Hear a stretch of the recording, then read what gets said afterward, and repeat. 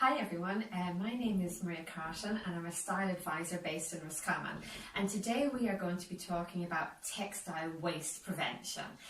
This video is actually sponsored by the LAPN, which is the Local Authority Prevention Network, and they support and promote local initiatives.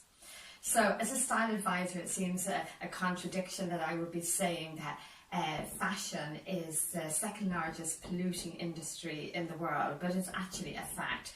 We produce 100 billion garments every year, and 85% of that, after just a couple of seasons wear, ends in landfill. Now, those are horrific figures, and in Ireland alone, we dump a half a tonne of waste in textile waste every minute. So every minute, a half a tonne of textile in Ireland is going to landfill. So that's a huge issue, and the ramifications on climate change, carbon, greenhouse gas emissions, and the fact that 60% of our textile waste is synthetic. So that doesn't even biodegrade, and it remains on the planet forever. So we really have to look at ways how we can reduce our textile waste. So the first point I'm going to talk about is shopping, because that's where it really all begins. And we're so lured today, and with so many outside influences such as social media, influencers, clever marketing, low prices, all these things that are driving us to buy and buy and buy, which is resulting in us having 4 times more in our wardrobes than we did 20 years ago. And we on average buy 72 pieces of clothing every year. So huge amounts of clothes in our wardrobe. And what the cycle is showing us is that we're just buying, and 6 months, 12 months later, we're clearing out and repeating the process again.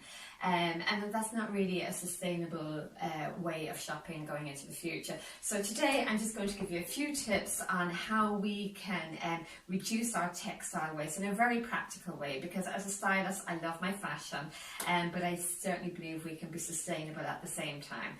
So firstly, shopping. So we really, and especially with the current situation with COVID-19 and the way shops are operating now, we have to be much more, if we're going to get through this, we have to be much more intentional and purposeful in our purchases.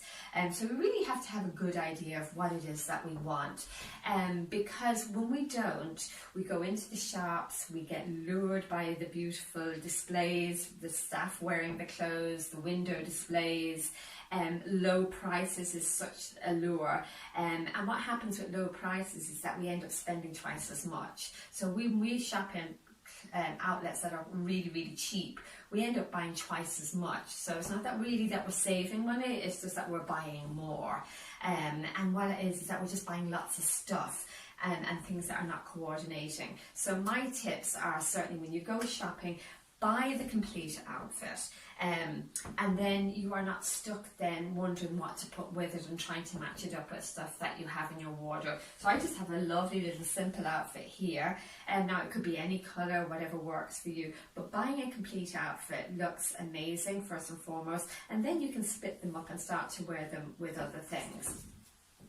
Also, I would say, even if maybe you're a sporty person, casual person, someone that doesn't wear suits, like I'm wearing a suit today now, that I get so much wear out of it. I wear it in a casual way with a t-shirt and runners, or I could wear it with a really nice blouse and wear it, or a camisole top and wear it in the evening. And in the winter time I would wear this with a fine black knit and ankle boots. So as a stylist, I'm always thinking of multiple ways I can wear my clothes, and that it's just not a one-stop outfit. And then that's even before I break it up and maybe wear the jacket with a nice pair of white jeans, or the trousers with something different. So you're just getting lots and lots of different looks. Now, some people are really casual, and especially with the lockdown, we've turned to a lot more casual clothes. But even when you're buying your casual clothes, I would still say buy the complete outfit. Don't be buying lots of leggings, lots of tops, and nothing really working together. Buy the complete look first and then split it up. Obviously you could wear that with a pair of plain black leggings, and you can wear that with different coloured t-shirts, but always buy the look first, and then you're dressed. And one of the key things about having a really well thought out wardrobe is that when you have outfits, it takes you no time to get ready in the morning because everything works together. But if you are continuously buying lots of tops and lots of bottoms and lots of different odds and ends and lots of stuff, that's where you struggle in the morning to get dresses because you don't have the complete look. So it's just something to think about. And also we do a lot of repeat buying. Sometimes we just have to buy loads of jeans or loads of leggings or loads of tops. So it's really about thinking about how you shop, thinking about what it is you really need in your wardrobe, and then being really trying to stick to it. Now, I know during the week I bought this fabulous jumper, and I needed a jumper because I thought about my wardrobe and looked in my wardrobe, and the weather has changed, it's got cooler, but a lot of the jumpers I had were all woolly and wintry, so I didn't really actually have a summer cotton jumper. So I bought that, but I also got the trousers. Now the trousers weren't actually with it, I just made it an outfit. So I have an outfit straight away to wear, even though I can still wear those separately with other things in my wardrobe. So it's just trying to buy outfits, buy complete outfits, and then you can mix and match with what you already have in your wardrobe. And that's how you build a wardrobe. You always should be adding to it. So when you buy a complete outfit, now you can start to add to it. Maybe you could add a white shirt to it, you could wear a t-shirt with it, and there's lots of other ways you can wear those clothes.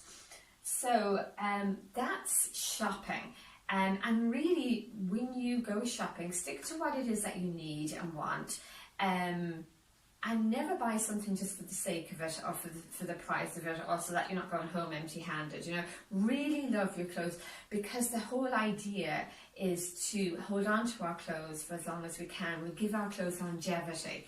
And reducing the amount of clothes that we're buying, so that you have clothes that you love and you want to wear, and it's not just a quick fix and a couple of wears and then you're buying something else.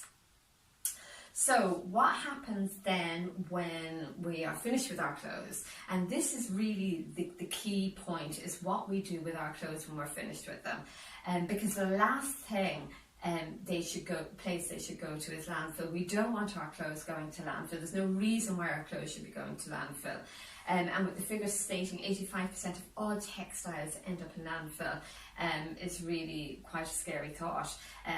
So what can we do? The first thing, you have to segregate. So you have to go, right, maybe you have clothes that are pilled, they're worn, they're ripped, they're dirty, and they're really things that you wouldn't pass on to anybody. So they need to go to the clothes bank. Okay, so that's where, so if you in the past brought them to landfill because you thought, or to the dump, where you thought, well, no, I couldn't give those to anybody, but the clothes bank is a place for those, okay? And those clothes will be recycled and upcycled, and maybe into mattresses or stuffings or insulation, and they're all shredded. So that's probably what happens with most of those clothes. And then the second option is the charity shops. The charity shops, there is an abundance of charity shops. I know we have about 7, if not 8 of them in Roscommon town. Really well run, really nice places. So when you are making a pile for clothes that you want to bring to the charity shop, just make sure they are in good condition, because they are a charity shop and they are raising money for their given charity. So we just need to make sure that we are happy to pass on those clothes and give them a new lease of life to somebody else. And what often happens is charity shops can become a hit and run, where we just dump the clothes and run. And a lot of the clothes that the charity shops are getting are not fit for purpose. So then they have to incur extra costs in terms of moving them on. So really be considerate of the clothes, or whatever it is you're bringing to the charity shops, because they do such great work. And have a chat with them, because they are so nice, so friendly. And they will tell you what they need. They may tell you, I have loads of this, we don't need any more toys, for instance. We don't need any more jeans, because jeans is quite a hard sell in a charity shop, because of the intimate nature of them. So, and I know jeans is something that they have a lot of. So have a chat to them and just see what it is they really need. Easy sells are dresses, knits, tops, and they're very easy to move on, and shoes and runners in good condition. So that's the charity shop. So we've got the clothes bank, we've got the charity shops, and swapping your clothes, and especially in the 16 to 24 year age gap, where they buy most of their clothes online. And I know there's even lots of universities and colleges that have set up swap shops that cost nothing, and you can swap your clothes. So that's a great option. Also, there's Depop online, and so you can sell it if you've got clothes that are of a brand that have, let's say, a Michael Kors or a Tommy Hilfiger, and something that's of value that you think you might just make a little bit of money on it, and you can sell them online. So I hope that provides food for thought, and it really does boil down to us all individually just making really good choices, and just little changes in our habits can make such a huge difference, because planet Earth can no longer continue to absorb our waste. Thank you.